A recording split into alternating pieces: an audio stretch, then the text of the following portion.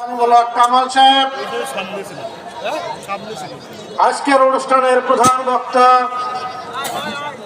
সাবেক ছাত্রনেতা, ঢাকা মহানগর দক্ষিণ যুব দলের সদস্য সচিব শ্রেয়স্পদ রবিউল ইসলাম নয়ন,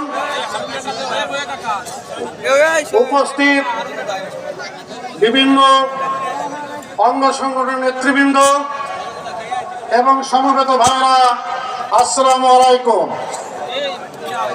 আমি দুইটা মানুষকে নিয়ে আমার সংক্ষিপ্ত বক্তব্য। একজন হচ্ছে আজকের অনুষ্ঠানের প্রধান অতিথি কাজী সালিমুল হক কামাল, আর একজন আছে রবিউল ইসলাম নয়ন।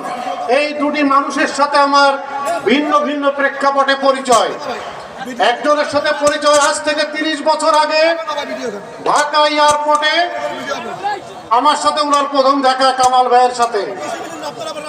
আমি ভাগ্যবান যে বেগম খালেদা জিয়া তাকে বিএনপি থেকে নমিনেশন দিয়েছিল বিধায় এই লোকটার সাথে আমার পরিচয় হয়েছিল।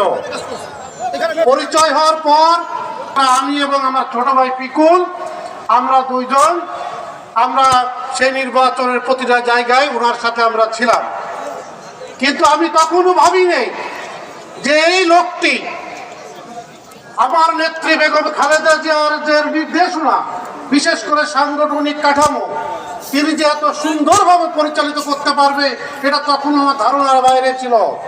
কিন্তু পরবর্তীতে আপনারা কাবুল ভাই একটা কথা বক্তব্যে বলছেন, আপনারা শুনেছেন কিনা জানি না, যে এইখানে যখন বিশেষ করে 94 সালের আগে এই মোহাম্মদপুর শালিকানে যে কনস্টিটিউয়েন্সি ছিল সেইখানে ভোটের অবস্থা ততটা ভালো ছিলেন না।